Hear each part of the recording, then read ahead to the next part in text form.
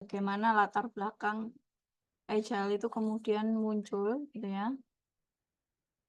Kenapa kemudian ada urgensitas tentang Agile itu sendiri, dari mana ide dan apa latar belakangnya, gitu ya. Kemarin kita sudah bahas, di mana latar belakang utamanya itu adalah dari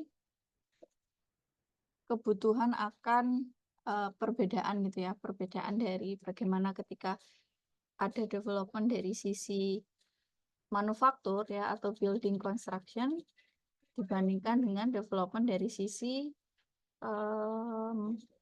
software ya, dimana perbedaannya kemarin sudah kita coba bahas gitu ya. Kalau di software itu ada kemungkinan perubahan yang sangat besar, dan apalagi kalau di sekarang ini sudah bukan besar lagi tapi sangat cepat gitu ya, trennya itu berubahnya juga sangat cepat.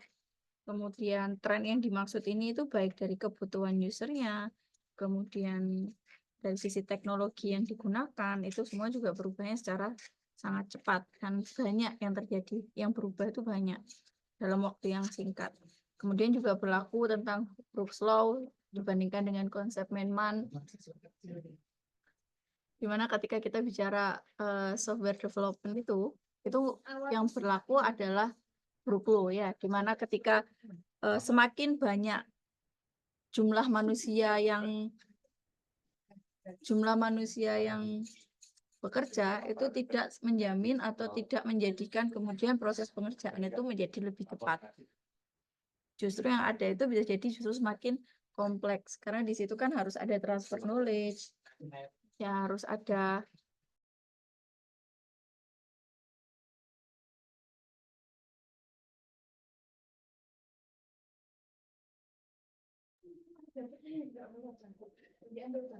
ya, jadi begitu ya perbedaannya. Sedangkan kalau di building construction itu berlaku konsep yang namanya man-man. Jadi ketika semakin banyak orang yang bekerja, maka itu bisa berdampak atau mempersingkat durasi dari pengerjaan, dan berlaku juga perubahannya terhadap waktu gitu ya. Jadi berapa budgetnya, kemudian berapa lama waktu yang dibutuhkan, itu juga dipengaruhi oleh berapa banyak orang yang bekerja. Kemarin contohnya misalkan ada yang mau bikin rumah 3 lantai luasnya 6x12, ketika mau selesai 1 bulan misalkan dikerjakan oleh 10 tukang. Tapi kalau mau selesainya lebih cepat, maka bisa berlaku konsep man-man, orangnya ditambah, pengerjaannya bisa lebih cepat. Tapi juga akan berdampak pada yang namanya biaya. Karena kan orang yang dibayar pun juga akan lebih banyak, atau misalkan jumlahnya nggak lebih banyak orangnya, tapi jamnya yang lebih banyak, sehingga satuan jamnya mungkin yang akan bertambah. Jadi itu berlaku konsep man-man. Nah, sedangkan kalau di software kan nggak bisa seperti itu, sehingga muncullah ketika bagaimana software itu dikerjakan sebagaimana dikerjakannya sebuah building construction, itu muncul banyak keluh kesah, muncul banyak pertanyaan dan kendala gitu ya. Salah satunya adalah bagaimana menanggapi atau menghadapi perubahan gitu ya, kemungkinan perubahan-perubahan yang terjadi sangat cepat, sehingga muncul menjadi sebuah histori di mana muncul kemudian metodologi Agile itu sendiri.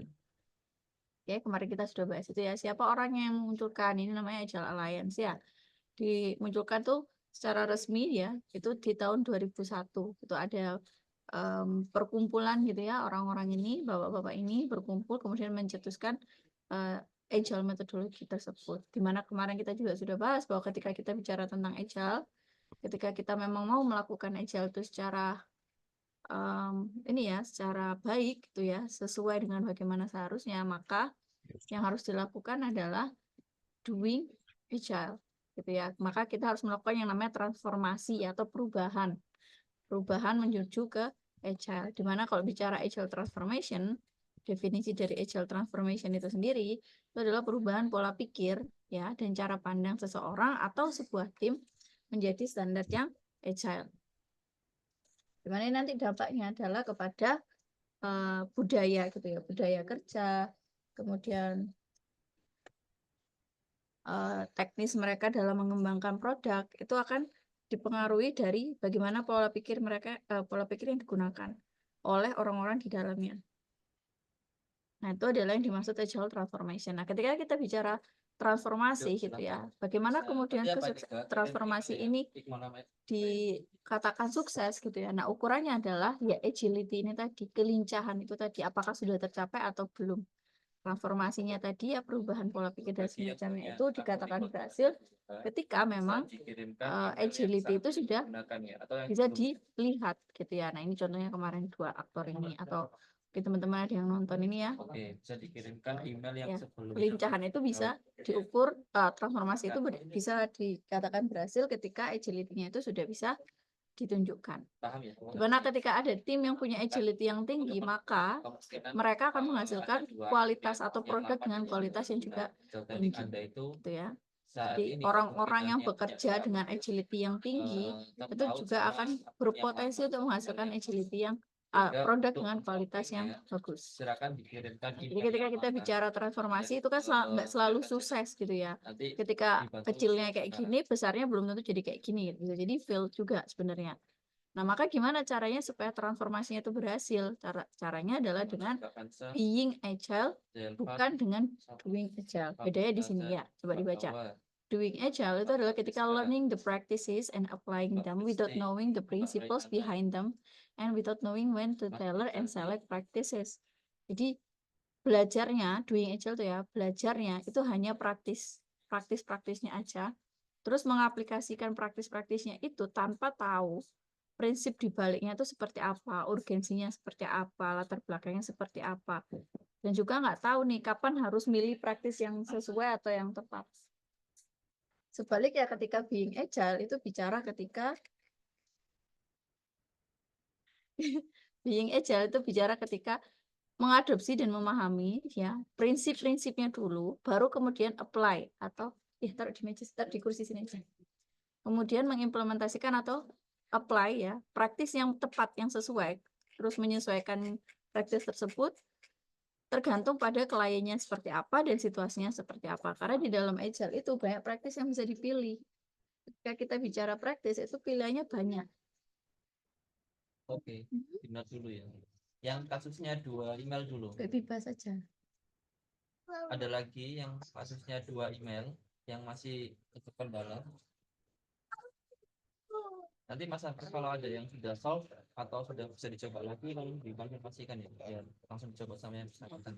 Jadi bisa dipilih dari tergantung kliennya seperti siapa dan situasinya seperti apa.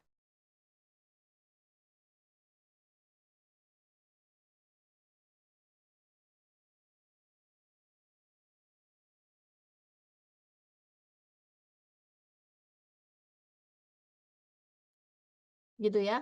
Nah, jadi ada istilah ketika tim atau orang-orang tertentu gitu ya, baik itu perorangan maupun tim, itu ketika melakukan transformasi itu hanya doing tadi, hanya melakukan, hanya belajar atau hanya menggunakan praktis tanpa tahu sebenarnya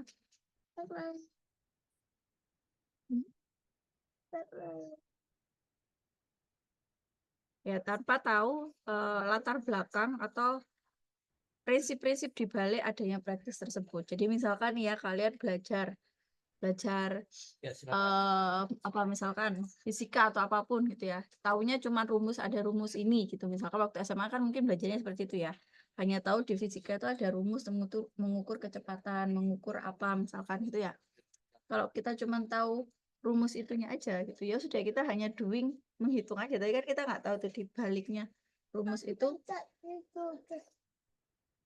di baliknya rumus itu sebenarnya ada latar belakang seperti apa. Nah, itu namanya doing. Nah, beda kalau kalian memang mendalami keilmuan tersebut ya, kalian mungkin bisa tahu kenapa kok mengukur kecepatan tuh kayak gitu. Ini yang mana? Kenapa kok ini ya?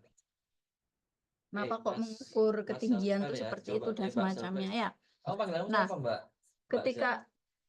ketika kita bicara doing agile itu ada istilah namanya cargo cult agile. Jadi cult itu kan ini ya kayak Mbak Taza, dicoba lagi Mbak Taza. apa namanya? Ini apa sih istilahnya? Oke, Mbak Salma tadi Cult itu kan di mobil masih trouble. apa sih namanya kalau yang sesat gitu ya pokoknya ya. Betul ya. Nah, ketika ini contohnya ya, saat agile dilakukan sebatas imitasi ritual, jadi cuma ngikutin aja. Oke, Nah, itu jadi kayak gini maksimal. misalkan, tim saya perasaan udah daily scrum tiap hari, tapi kok development kami masih berantakan ya, gitu kan. Atau saya sudah pakai ini teknologi Flutter untuk mobile, tapi kok masih tiap akhir sprint kok masih gagal rilis.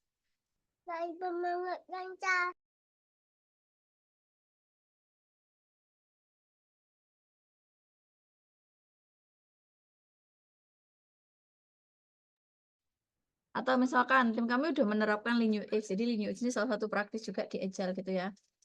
Tapi kok produknya masih gagal di pasar. Jadi ketika ada ketidakberhasilan atau ada kegagalan, itu yang ditanyakan adalah padahal saya udah pakai Agile, klaimnya adalah saya sudah pakai Agile klaimnya gitu.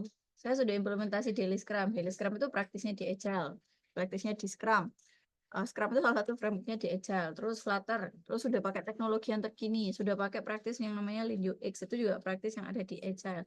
Tapi kok masih gagal? Nah, itu yang perlu ditanyakan adalah bukan apakah Agile-nya ini yang salah, tapi bisa jadi gitu ya, cara implementasi kita yang salah, karena kita hanya doing tadi, tanpa kita being. Nah, itu adalah salah satu kunci keberhasilan dari transformasi, yaitu dengan being agile, bukan doing agile. Kemarin saya sudah singgung ini ya, tentang agile onion, gimana kalau kita mau being agile itu ya berlapis. Harus dikuasai dari yang paling luar dulu, baru ke yang dalam. Ketika bicara tentang tools, teknologi, nah itu udah paling dalam itu. Itu udah, ibaratnya itu penting tapi bukan nomor pertama, gitu ya. Penting tapi bukan yang terpenting. Oke, kemarinnya seperti itu.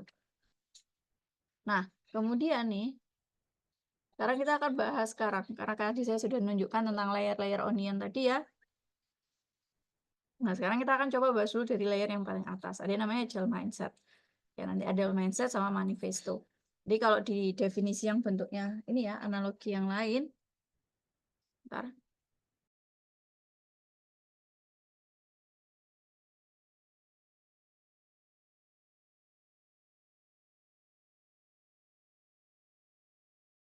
Di bentuk analogi yang lain ini ya, ini kalian bisa lihat di sini.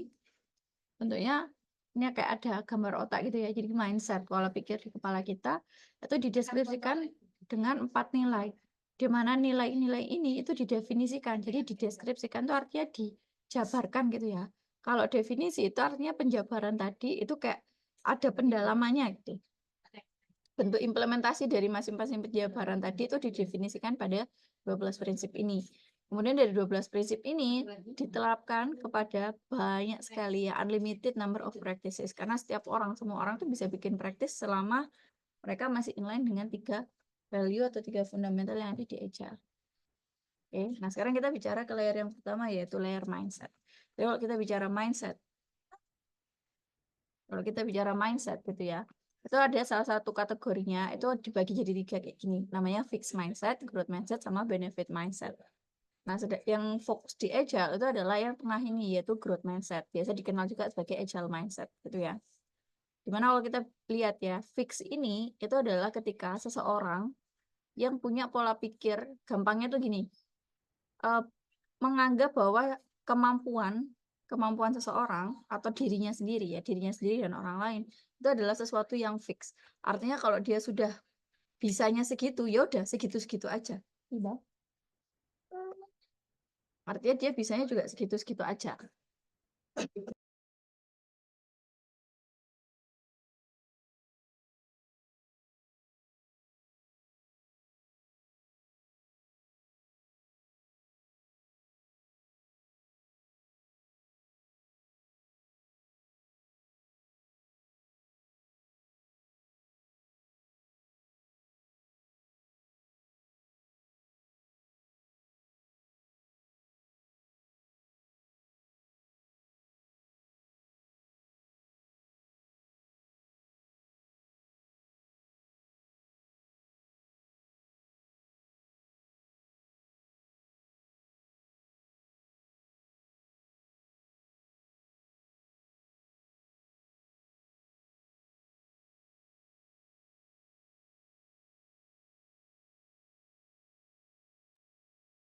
Ketika fixed mindset tadi, ya, maka orang-orang fixed mindset itu adalah pola pikir di mana percaya bahwa yang namanya kemampuan itu adalah sesuatu yang fix gitu ya, sesuatu yang nggak bisa diapa-apakan.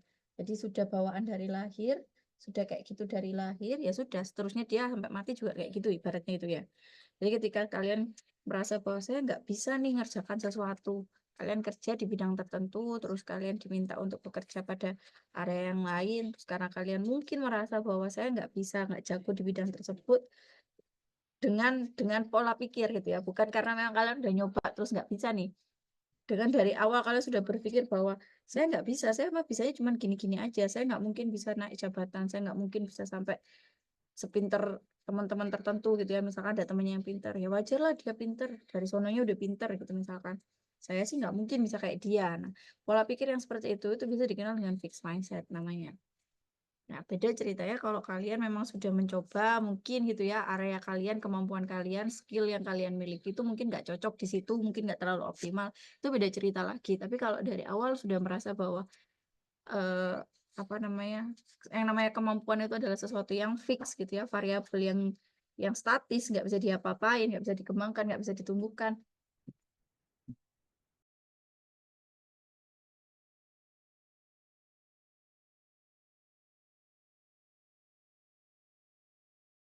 Nah, itu namanya fixed mindset. Akibatnya adalah ketika sudah punya pola pikir seperti itu, maka banyak akan banyak sekali kesempatan-kesempatan itu yang kemudian terlewatkan. Ya, kesempatan-kesempatan untuk tumbuh gitu ya. Atau bahkan jangankan kesempatan, keinginan untuk tumbuh itu nggak ada akhirnya. Karena dari awal memang sudah merasa bahwa ya sudah saya segini ya segini aja. Nggak akan bisa mau saya belajar kayak apa, mau saya ikut misal kuliah seserius apa gitu ya, atau saya misalkan mau ikut pelatihan sebanyak apa juga ya begini-begini aja. Akhirnya nggak ada tuh kemauan untuk tumbuh, untuk berkembang gitu ya. Nah, itu yang terjadi pada orang-orang yang fixed mindset. Jadi kalau ini ya, akhirnya dia takut ini, avoid failure, takut sama kegagalan karena nggak mau nyoba gitu kan. Terus fokus hanya me, mereproduksi gitu ya, atau menghasilkan hanya apa yang mereka tahu aja. Kemudian mereka juga percaya ini tadi ya, bahwa yang namanya kekuatan itu adalah bawaan lahir yang nggak bisa dibangun atau dikembangkan dan hanya fokus pada memperbaiki kemampuan mereka yang ya wis gitu-gitu aja. Ibu. Ya, berikutnya ada yang namanya benefit mindset. Benefit mindset ini itu adalah versi ini ya, orang-orang yang menganggap semua itu harus didasari oleh benefit ya. Benefit dalam artian itu ya bisa material dan semacamnya. Artinya bahwa mindset benefit ini bukan berarti ya kan harusnya memang gitu, bukan harusnya give and take. Iya, give and take itu memang baik.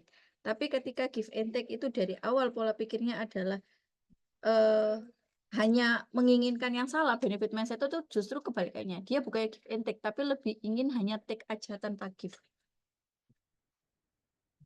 Jadi dia maunya nerima, saya maunya nerima banyak, tapi bisa jadi yang di give sama dia itu nggak se-worth it dengan apa yang dia give. Nah, itu yang berbahaya ketika eh, ada pada orang terjadi prinsip give and take itu bersama dengan orang-orang yang benefit mindset. Ya, jadi benefit mindset ini secara definisinya kalian bisa lihat di sini ya. Everyday leaders who seek to be well and do good. Jadi dia itu pengennya itu kelihatan kerja bagus gitu ya, dan kerja yang baik gitu kan. Fokus secara sengaja gitu ya pada kenapa mereka melakukan apa yang mereka lakukan. Jadi itu harus ada benefitnya. Saya ngelakuin ini benefitnya apa? Ya fokusnya di situ dengan sengaja. Kemudian percaya bahwa dalam mengembangkan kekuatan atau keahlian mereka dan memberikan kontribusi itu adalah untuk apa ibaratnya itu keuntungan gitu ya. Keuntungan atau kemungkinan yang lebih besar di kemudian hari. Nah, sedangkan yang di tengah ini namanya adalah growth mindset. Growth mindset ini tuh ada di antara fixed mindset dan benefit mindset. Dimana kalau dilihat, keywordnya itu adalah everyday learner. Jadi dia adalah pembelajar. Ya, pembelajar yang memang mencari pertumbuhan dan perkembangan. Jadi growth and development. Ya, pertumbuhan dan perkembangan. Fokusnya dia adalah untuk bisa growth, untuk bisa tumbuh, ya improve, improving how they do what they do. Jadi mereka itu fokusnya adalah bukan kenapa mereka melakukan hal tersebut gitu ya, bukan tentang benefitnya dulu, tapi tentang bagaimana mereka bisa melakukan apa yang harus mereka lakukan. Ya, kemudian mereka percaya bahwa yang namanya kekuatan atau kemampuan itu bisa didevelop dengan yang namanya usaha. Ya, dan mencapai level yang lebih tinggi Gitu ya, Mas. apa namanya itu bisa menjadi sebuah opportunity ketika orang-orang itu mau bertumbuh dan berkembang. Nah, sehingga di agile itu yang didukung itu justru adalah yang growth mindset ini. Tapi jangan policy ya, jangan mengartikan bahwa oh berarti yang benefit ini sukanya benefit, yang growth ini nggak suka benefit, artinya kemudian nggak memperhatikan benefit, nggak juga. Makanya asasnya tadi kalau yang growth mindset ini give and take-nya itu dilakukan sesuai dengan Coba ya di yang seharusnya gitu ya. Jadi kalau misalkan ada pekerjaan tertentu gitu ya, ketika bicara dengan orang-orang yang benefit mindset, maka yang fokus utamanya itu adalah tentang kenapa kok saya harus ngelakuin ini, take-nya apa, saya take-nya apa gitu ya. Kalau growth mindset itu fokusnya adalah oh saya ada pekerjaan ini, saya harus cari tahu dulu nih gimana cara ngerjakannya. Jadi apa yang dipikirin tuh adalah yang di give duluan, tapi bukan berarti dia nggak mikirkan nantinya saya take-nya dapat apa. Tapi sebelum dia mikir take-nya dapat apa, itu yang dipikir adalah saya bisa nggak nge-give ini. Jadi pekerjaan misalkan kalian digaji gitu ya. Orang yang benefit mindset. Enggak. Orang yang benefit mindset itu akan mikirin dulu tentang kenapa kok saya harus ngelakuin ini gitu. Sekarang kan banyak tuh ya kayak apa namanya reels atau short yang bicara tentang gaji kecil, kerjaan banyak kayak gitu-gitu. Nah, bisa jadi gitu ya. Yang berbahaya adalah bisa jadi orang-orang kayak gitu itu kemungkinannya kan banyak. Memang realitanya adalah mereka mungkin dipekerjakan dengan tidak adil oleh perusahaannya gitu ya. Nggak balance antara income sama pekerjaannya misal. Atau juga ada kemungkinan orang-orang yang bahaya adalah ketika orang-orang yang seperti itu adalah orang-orang yang benefit mindset. Kenapa kok saya bilang bahaya ketika orang-orang tersebut adalah orang-orang yang benefit mindset? Ya, Bayangkan ketika orang yang kerjanya itu berdasarkan gaji gitu ya. Kamu gaji saya berapa, maka saya akan kerja segitu-segitu aja. POV kan diri kalian sebagai orang yang punya perusahaan atau yang mempekerjakan mereka. Kira-kira apakah kalian ibaratnya gitu ya, apakah kalian punya prospek yang bagus dengan mereka di perusahaan kalian dengan orang-orang yang segala macamnya itu serba perhitungan. Nah, kemungkinan gitu ya, kemungkinan itu akan sulit. Apalagi khususnya nih ya, kalau kalian masih ada di perusahaan yang memang mungkin masih rintisan gitu ya, masih merintis, masih levelnya mungkin masih startup. Nah, itu butuh sekali orang-orang yang modelnya itu growth mindset, yang dia tuh siap tumbuh dan siap berkembang. Bukan berarti dia nggak memperhatikan dari benefit apa yang dia dapat. Pastinya dia perhatikan juga dong. Siapa yang nggak butuh materi ya kan? Siapa yang nggak butuh uang, nggak butuh mungkin apapun sarana prasarana. Tapi balik lagi fokus utamanya itu adalah tentang pertumbuhan. Ya, karena pertumbuhan itu juga merupakan suatu benefit. Itu yang dilihat juga sama orang growth mindset. Oke. Nah, ini contoh perbandingannya ya. Jadi kalau ini yang makin ke sini ini makin growth, yang hijau ini, yang ke kiri ini makin fix. Manaswa ketika dibuka video digital transformation by Simhive ada ya, di sini ini perbandingannya adalah ketika dia ya, berarti ya, punyanya memandang dunia. Punyanya siapa ini? Karisma ya, Mbak Hawa ya. Oh, bukannya sampean ya. Oh, oke. Nggak, maksudnya ini akun Anda tapi mindmapnya bukan punya Anda gitu ya. Memandang ini ya dari bagaimana memandang dunia. Jadi kalau fixed mindset ini memandang dunia itu sebagai sesuatu atau melihat dirinya mereka ya. Melihat dirinya mereka itu sebagai sesuatu yang nggak bisa dirubah, yang nggak akan pernah berubah. Jadi life is about discovering yourself and searching for where you fit into the world. Ya, jadi fokusnya di sana, sesuatu yang nggak bisa dirubah. Ya, terus makin ke kanan, ini makin besar level growth-nya. Dimana kalau udah makin ke kanan, yang paling kanan ini, mereka bisa paham gitu ya, bahwa mereka itu bisa berubah, ya, change the most basic, di video yang sama. Ya, change the most basic, apa itu, karakteristik gitu ya. Jadi mereka kan punya karakteristik dasar nih ya, orang manusia itu kan punya bawaan karakternya masing-masing gitu. Nah, itu tuh sebenarnya bisa berubah. Gitu. Mereka makin grow tuh makin percaya bahwa itu semua itu bisa berubah tergantung dari keputusan kita ya, pilihan kita mau merubahnya atau enggak.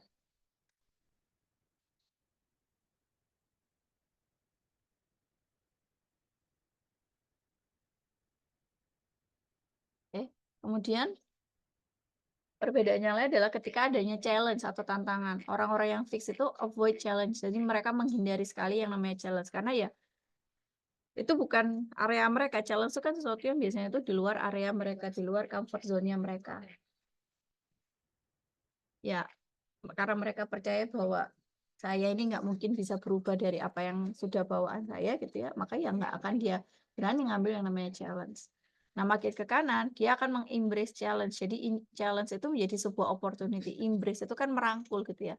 Oh, adanya tantangan ini adalah sesuatu, bisa jadi sebuah opportunity atau jalan gitu ya, untuk mencapai sebuah pencapaian tertentu. Kemudian ketika menghadapi yang namanya kesulitan atau tantangan ya, difficulty atau obstacles.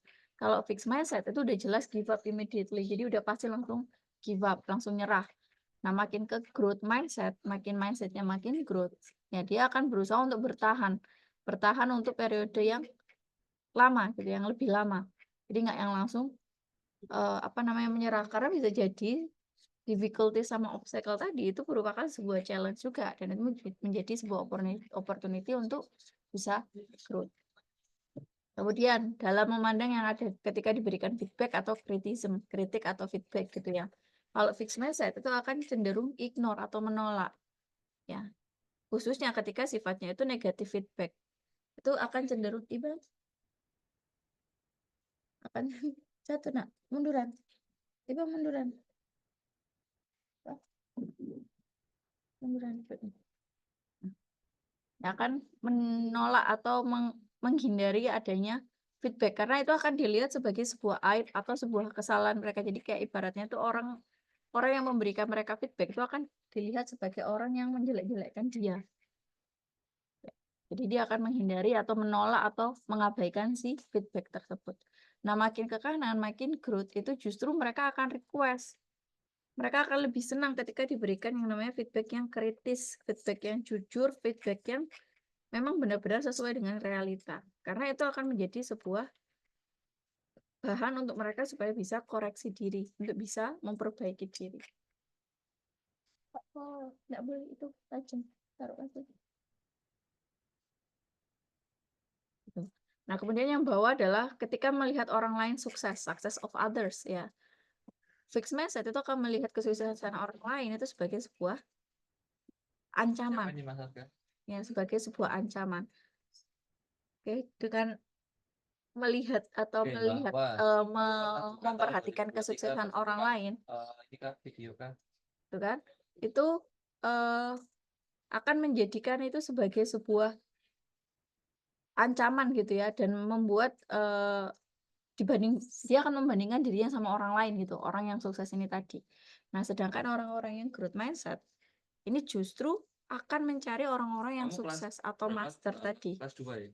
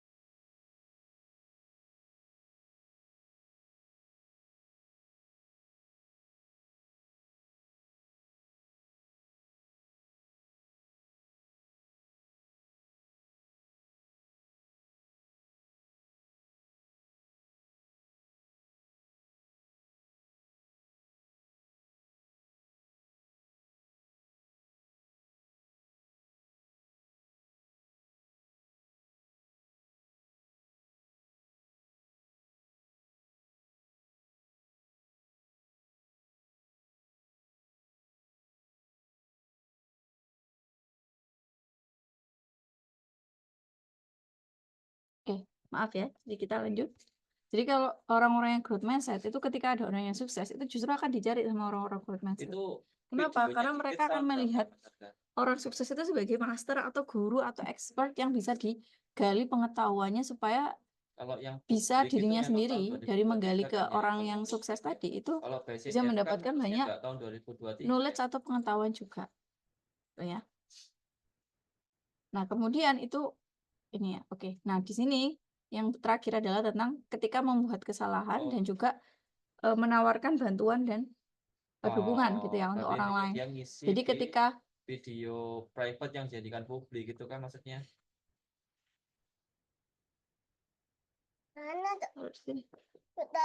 Oh, oke. Dulu pas nggak ada publik itu dia nanti bisa dilihat sepertinya semua harus orang buka gitu ya.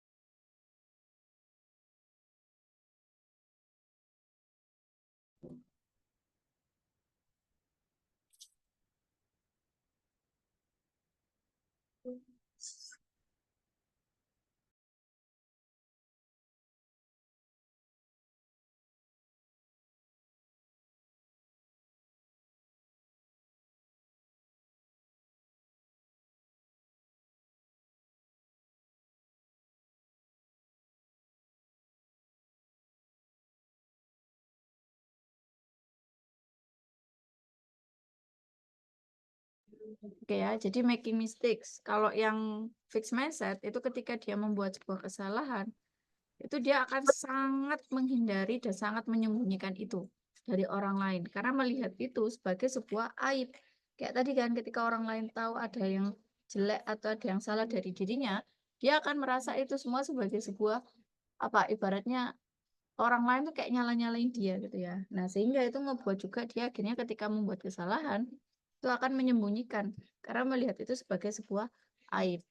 Nah, semakin dia growth, mindsetnya semakin growth, maka ketika ada banyak error atau kesalahan yang dilakukan, itu justru dianggap sebagai sebuah potensi untuk berkembang. Yaitu potensi besar untuk bisa berkembang, untuk memfasilitasi atau membantu pertumbuhan yang lebih jauh ke depannya. Nah, Oke, ini kemudian teman-teman yang ketika sudah clear ada dipersilakan untuk meninggalkan room aja ya.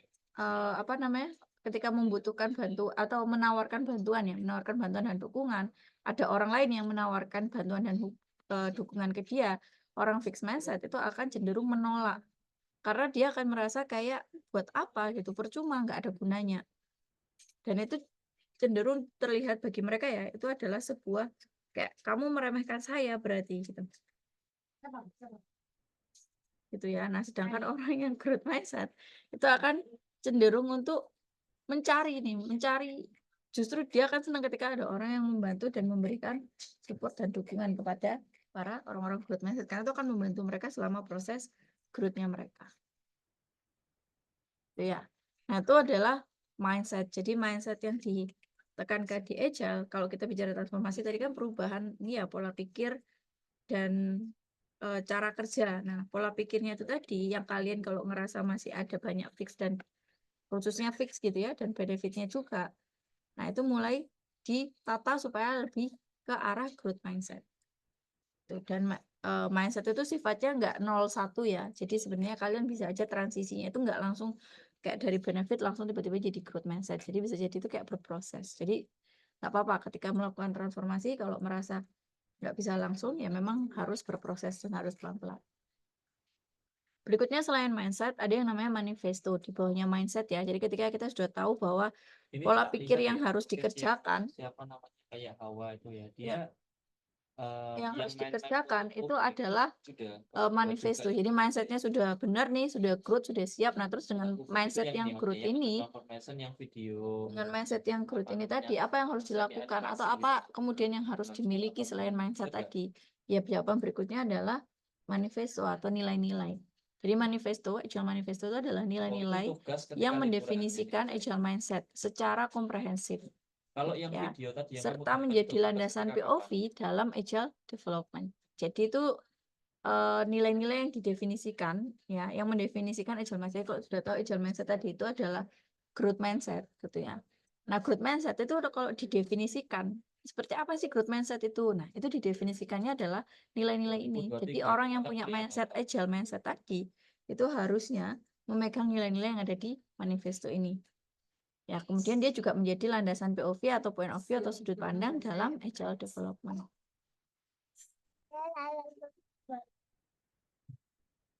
Ya. Jadi ada 4 agile manifesto. Yang pertama adalah individual and interaction over process and tool. Desi longgar.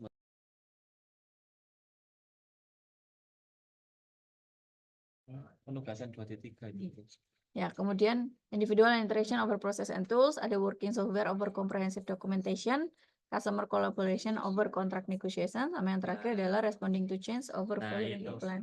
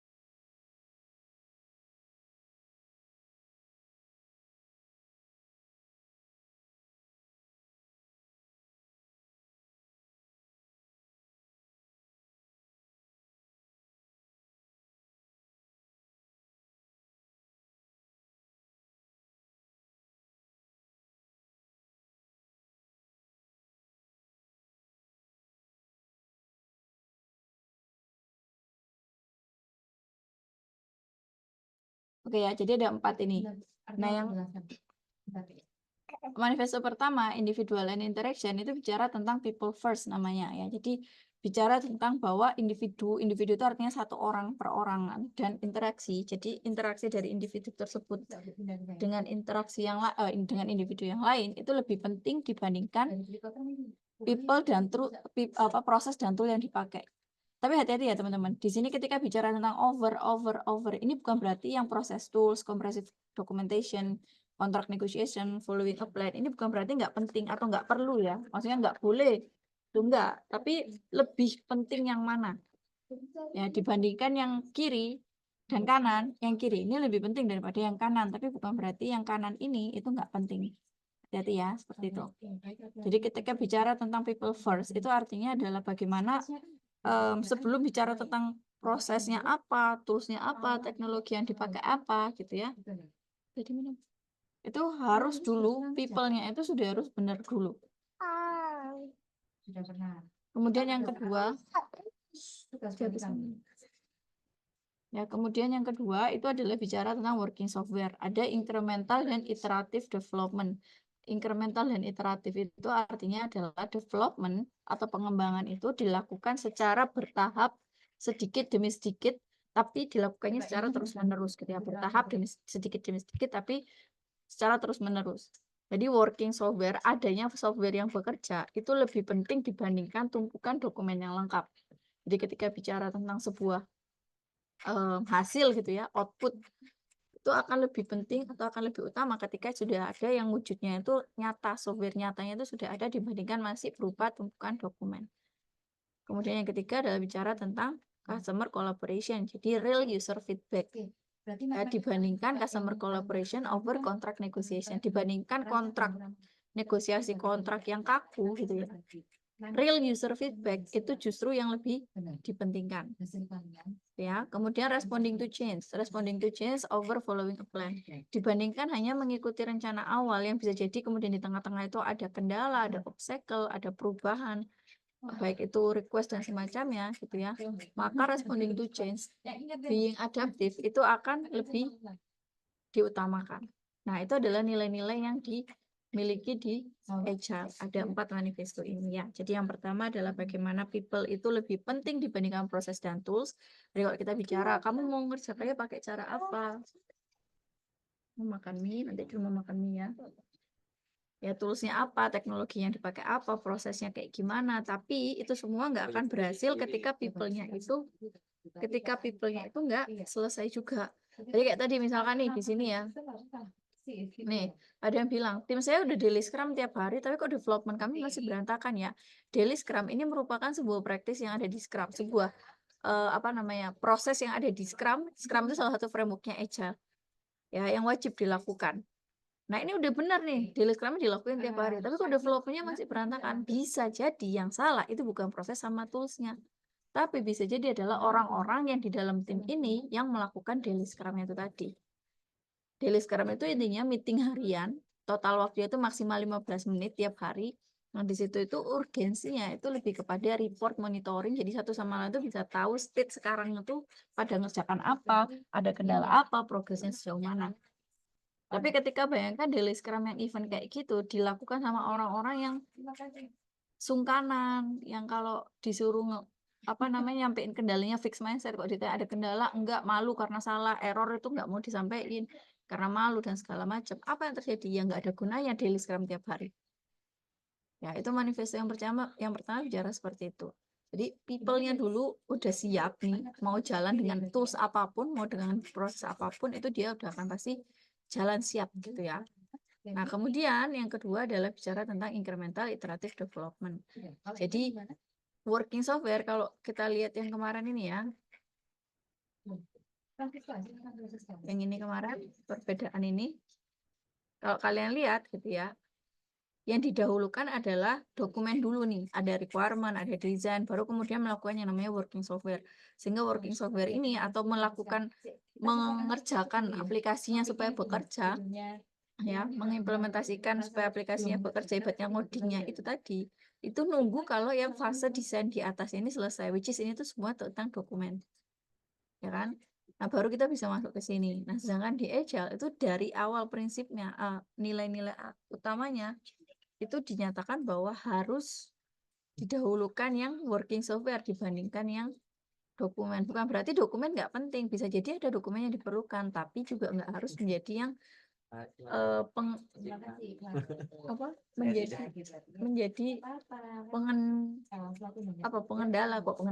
menjadi penghambat. Ya, jadi bukan berarti dokumen itu kemudian menjadi penghambat dari bekerjanya atau terwujudnya aplikasi yang bekerja itu tadi. Itu ya. Itu untuk manifesto yang kedua ya. Jadi working software itu lebih diutamakan gimana caranya supaya working software-nya ini cepat ya, early, supaya cepat nih usernya bisa ngerasain, yaitu dengan iteratif incremental. Jadi ngerjakannya itu sedikit, dimulai dari fitur utamanya, benar-benar yang paling dibutuhkan user itu yang mana, itu dulu dibikin ya jadi utamanya dulu, baru kemudian beranjak ke fitur-fitur yang lain. Dia ada prioritasi nanti, prioritas fitur yang mana yang harus didahulukan, mana yang bisa dilakukan nanti gitu ya. Nah, kemudian yang ketiga namanya customer collaboration. Jadi dibandingkan adanya kontrak di awal bahwa udah harus pasti 10 fitur gitu ya, requirement-nya dari awal di state ada 10 requirement.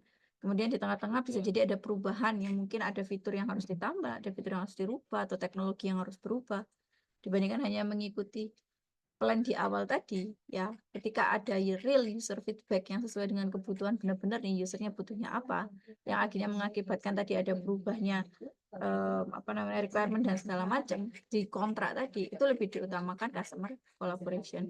Nah, itu berhubungan dengan yang nomor 4. Yang nomor 4 ini adalah responding to change over following a plan. Jadi kalau sudah ada rencana sekian fitur, teknologinya ini, pekerjaannya kayak gimana, pembagiannya, bisa jadi di tengah jalan ada kendala, atau yang awalnya harusnya si A ngerjakan tugas B, ternyata si A-nya sakit. Nah, tugas B apakah siapa yang ngerjakan? Nah, itu responding to change saja dibandingkan hanya mengikuti rencana awal. Jadi adaptif, being adaptif. Itu adalah nilai-nilai yang harus dipegang di Agile. Ya. Oke, yang ini nggak usah dulu. Oke, jadi itulah yang ditekankan 2 layer pertama yang ada di Agile Onion. Jadi ketika kita mau being Agile, maka 2 layer ini dulu yang harus dipelajari dan harus diimplementasikan dulu, yaitu tentang mindset sama manifesto. Jadi expert in anything itu was once the beginner. Jadi semua expert di bidang apapun itu pada awalnya, pada mulanya adalah seorang pemula. Oke, seperti itu untuk materi kita hari ini dari mindset dan values. Ada pertanyaan kah? Izin bertanya Bu, Mm-mm. tentang tadi ya, kan ada 3, fix, kemudian growth, sama yang beneficial. Yang saya tanyakan, kalau di Agile kan kita menggunakan growth mindset. Apakah Mhm. tidak memungkinkan jika kita di suatu kondisi menggunakan salah satu dari fix atau apa namanya tadi, beneficial mindset di beberapa kondisi tertentu gitu Bu? Itu sih Oke. pertanyaan saya. Oke. Terima kasih Mas Sarah pertanyaannya. Jadi apakah kemudian kalau kita pakai Agile Bu, ketika kita implementasi Agile pada kondisi tertentu haruskah bisa nggak sih sebenarnya kita pakai yang mindset yang lain, misalkan benefit atau ini atau apa fix gitu ya misal. Ini Mas Ani mau nanggapi jawabannya atau mau tanya juga Mas Ani? Suaranya nggak masuk Mas Ani. Suaranya di sini nggak masuk ini.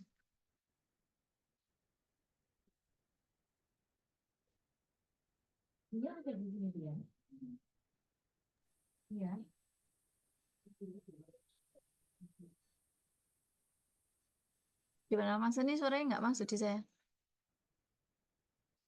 Di yang lain suaranya Mas Ani masuk nggak? Masuk Bu. Oh masuk. Nggak masuk Bu. Oh nggak masuk kan ya? Oh ya sudah.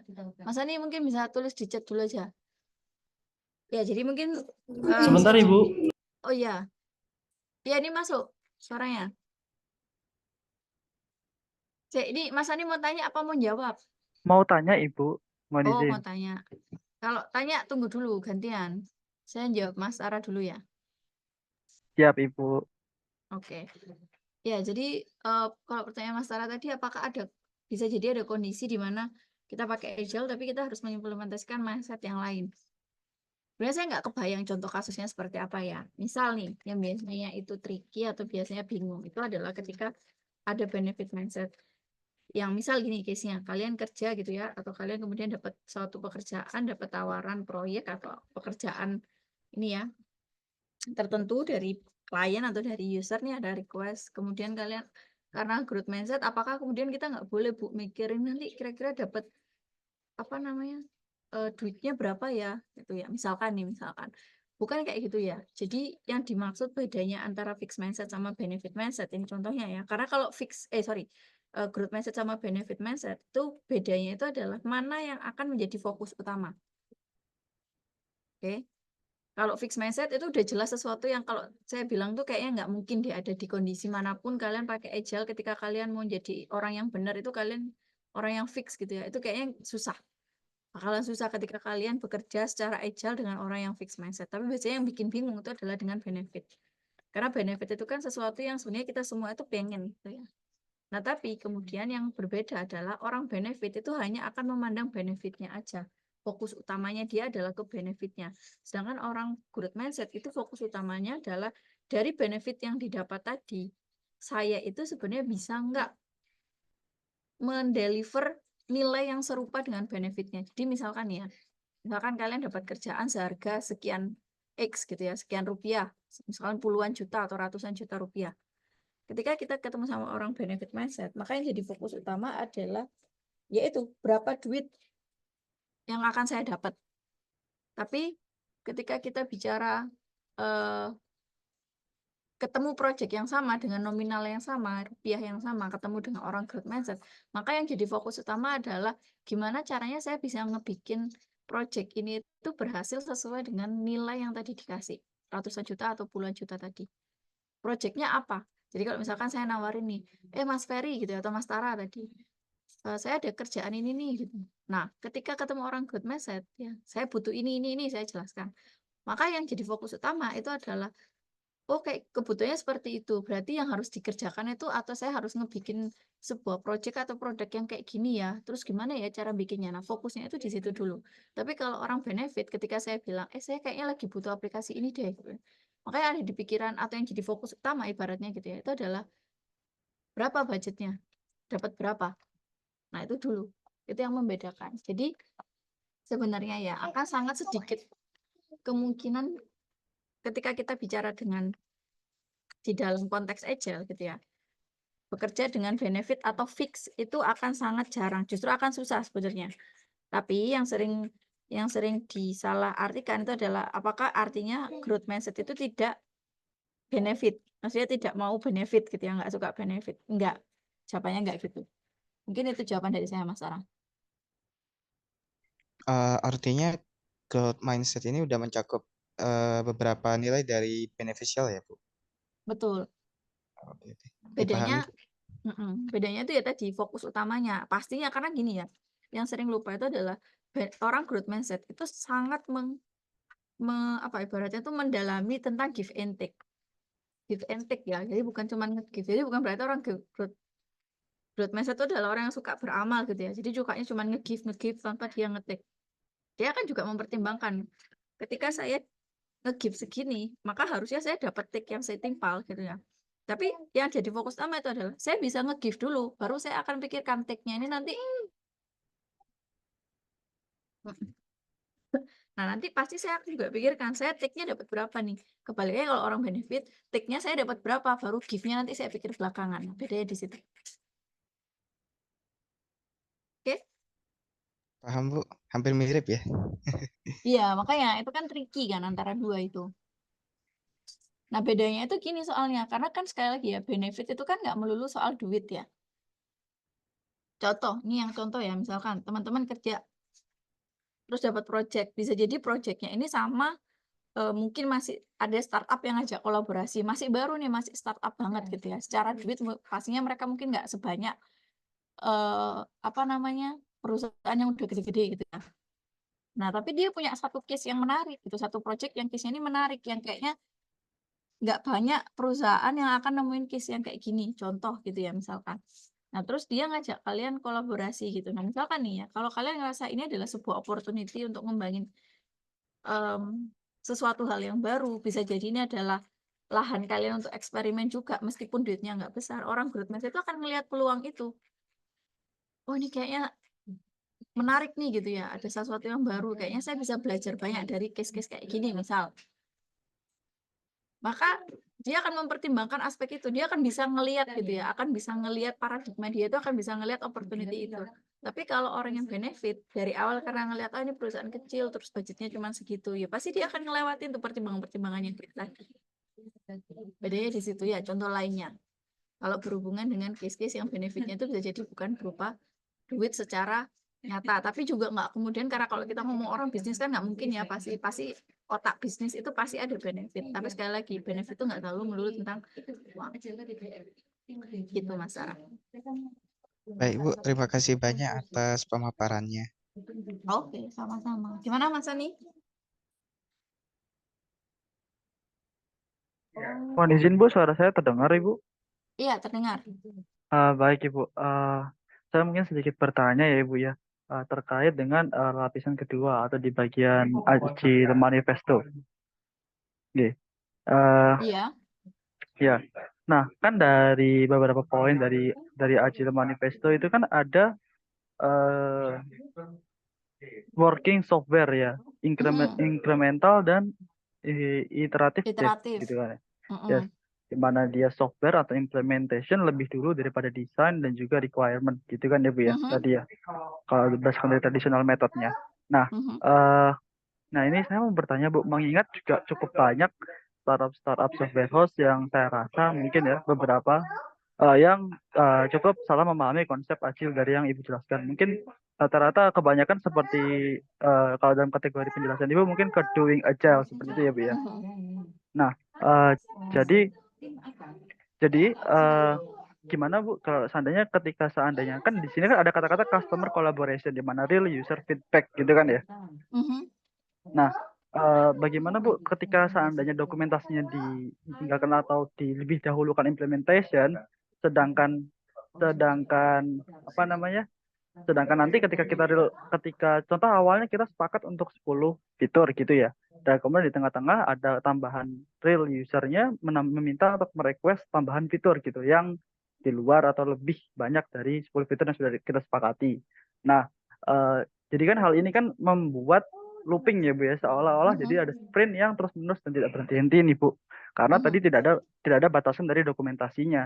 Nah, kira-kira bagaimana ya Bu untuk kita menanggapi dan menyesuaikan dari kesalahan dari doing agile tadi menjadi being agile seperti yang Ibu jelaskan. Seperti itu Ibu mungkin. Oke, terima kasih Mas Hanim pertanyaannya. Baik, jadi kalau terkait tadi ya, berarti yang saya tangkap adalah pertanyaannya, ketika kita punya kontrak, di situ kan ada limitasi atau ada ini ya pagernya, 10 fitur, berapa fitur, kebutuhannya A, B, C, D itu kan sudah di-define, artinya ketika melakukan development itu ya kita mengikuti apa yang sudah dituliskan di situ gitu kan. Nah, sedangkan di Agile kan sebaliknya nih, katanya customer collaboration over contract negotiation. Terus ada working software over comprehensive documentation gitu ya. Artinya comprehensive documentation itu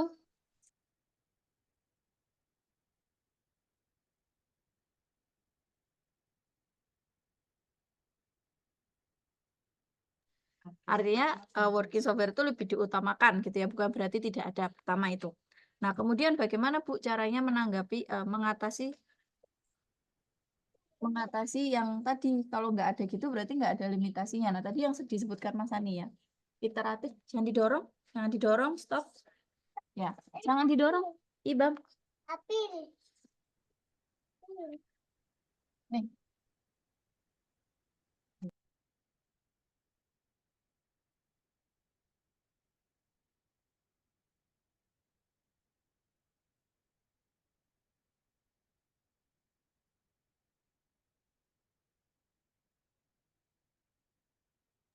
Permisi Bu, mohon maaf masih di mute.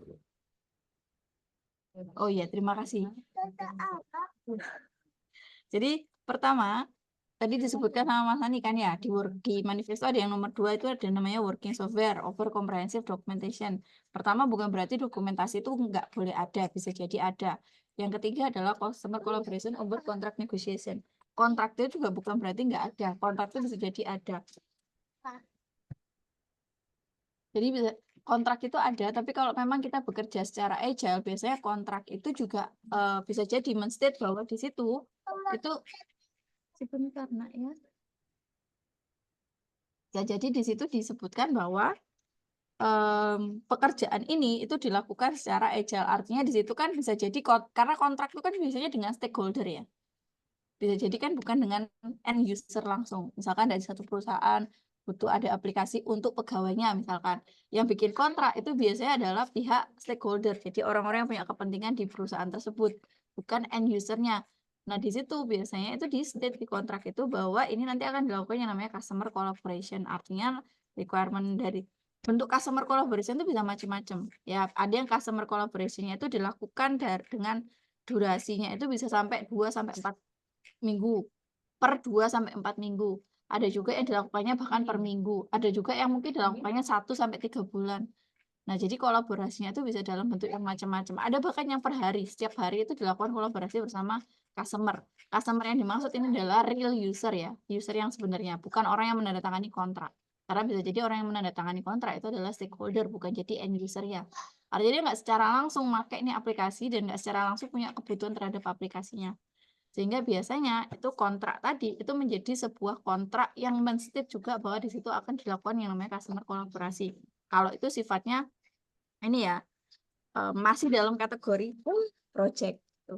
Nah, kemudian kalau kita bicara real produk yang benar-benar diproduksi untuk masa khususnya ketika kalian mungkin kerja di startup yang memang rilis produk ya, bukan project, itu maka caranya kalau di Agile itu salah satu framework yang mungkin saya jadikan contoh ya, misalkan di Scrum. Cara customer kolaborasinya itu tadi dilakukan 2 sampai 4 minggu sekali. Nah, gimana Bu caranya terus mendefine kebutuhannya tadi? Caranya adalah ada namanya di Scrum itu nanti ada namanya backlog. Pertama ada yang namanya nanti product goal. Jadi secara besar produk ini mau dibikin goalnya kayak apa. Kemudian goal itu didefinisikan untuk 1 bulan ke depan dari produk goal yang besar tadi. Ya goal yang besar tadi ya, misalkan mau bikin aplikasi e-commerce bla bla bla bla bla gitu ya.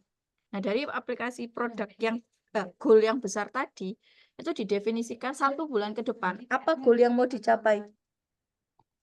Dari produk goal yang besar tadi rinci satu goal kecil yang terkait sama goal yang besar tadi selama 1 bulan ini bisa dieksekusi apa. 1 bulan dikerjakan, dirilis ke user, kasih ke user, minta user feedback. Langsung ya, minta user feedback selama 1 bulan itu ada waktu di mana kalian ngerilis ke user ngasih feedback, feedback dari user kalian baca, kalian analisa. Kemudian di bulan berikutnya, ya menjelang bulan kedua itu sudah didefinisikan dari hasil yang dimiliki sama hasil feedback dari user plus goal yang besar tadi dikoneksikan. Oh ini masih relevan nggak goal kita? Kalau masih relevan maka bikin goal yang untuk 1 bulan kedua. Ya untuk 1 bulan ke depan di bulan kedua. Kalau ternyata nih dari feedback user ada yang nggak relevan dari apa yang kita goal di awal nih misalkan, atau bukan dari user aja tapi bisa jadi juga dari stakeholder atau dari kondisi sekitar nggak relevan, ya diganti goalnya. Jadi adaptifnya itu di situ ketika bicara tentang produk. Tapi kalau bicara tentang project itu bisa jadi biasanya itu di state atau disampaikan di awal. Yang saya tahu ya ada pihak industri yang menyampaikan kalau mereka ke klien itu mereka juga menyampaikan bahwa kita bekerja secara agile. Artinya nantinya mohon dikerjasamanya ketika dari tim developer atau dari tim pengembang aplikasinya itu akan sering ibaratnya ngerecoki gitu ya. Akan sering ngerecoki untuk minta feedback, untuk tanya dan semacamnya. Gitu. Itu yang biasanya terjadi ketika mengimplementasikan si Agile Manifesto ini. Gitu Mas Ani. Baik Bu, ya terima kasih Bu atas jawabannya. Oke, ada lagi kah pertanyaan? Izin Bu Nailus. Nah, mungkin ini bukan pertanyaan Bu, tapi menyamakan persepsi ketika kita bicara terkait 3 metode pola pikir tadi Bu. Yang pertama fixed mindset, benefit mindset, dan juga grow mindset. Kita bahas yang saya mention yang benefit mindset sama yang grow mindset sekalian sama yang kita sambungkan sama doing agile sama being agile Bu. Ketika kita bicara terkait skema input, proses, output, outcome, dan juga impact, berarti benefit mindset ini hanya sampai pada tahapan output saja ya Bu ya, dan juga bisa dikategorikan sebagai doing agile, kan hanya sekedar melakukan tanpa memikirkan outcome-nya apa ke depannya, apalagi impact yang saya lakukan ini ke depannya seperti apa. Nah, yang kedua untuk grow mindset berarti tahapannya sudah sampai ke outcome bahkan lebih ke impact Bu.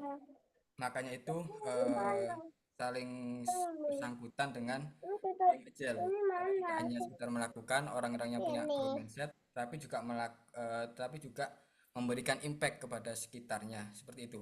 Dan juga saya tangkap Bu dengan human capital kemarin Bu, bahwa orang-orang yang being agile mempunyai grow mindset artinya juga memiliki potensi untuk human capital.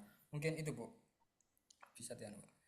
Ya, siap. Terima kasih Mas Diki. Itu bisa dibilang summary yang ini ya, connecting the dots ya. Jadi menyambungkan antara satu dengan yang lain. Dan itu sudah sesuai dengan apa yang dimaksud ya.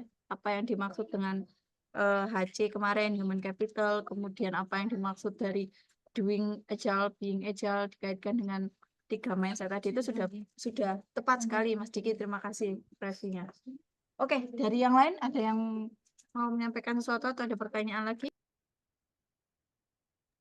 Dari yang lain mungkin ada yang mau menambahkan atau menyampaikan sesuatu. Jadi yang disampaikan Mas Diki itu sudah bagus sekali ya. Jadi sudah menyambungkan antara banyak komponen yang sudah kita bahas. Bagaimana itu human capital itu hubungannya dengan mindset ya. Siapa yang mau menjadikan orang human capital atau nge-treat orang sebagai human capital kalau dia pikirannya hanya benefit. Tuh ya. Oke, ataupun fix baliknya ya. Jadi itu adalah fix mindset itu cenderung sangat identik dengan human resource biasanya. Karena dia hanya bekerja dengan apa yang memang biasa dia lakukan ketika dikasih challenge atau pekerjaan yang di luar dari apa yang biasa dilakukan, dia akan cenderung untuk menolak challenge tersebut. Gitu. Oke, kalau memang sudah nggak ada pertanyaan dari teman-teman yang lain, mungkin hari ini kita bisa cukupkan. Selanjutnya mungkin untuk pengumpulannya Ini saya sepertinya akan buatkan Google Form ya teman-teman ya, supaya saya bisa rekap. Ini kemarin saya dapat saran dari Pak Adam untuk pengumpulan tugasnya via Google Form supaya saya nanti bisa langsung bikin radiatornya. Di habis ini saya share link ini ya, link Google Form di grup WA, jadi catatan hari ini bisa dikumpulkan ke sana. Oke? Kalau sudah nggak ada pertanyaan, kita akhiri untuk pertemuan kita hari ini. Terima kasih semuanya. Sampai ketemu minggu depan. Assalamualaikum warahmatullahi wabarakatuh. Waalaikumsalam warahmatullahi wabarakatuh. Terima kasih, Bu. Waalaikumsalam warahmatullahi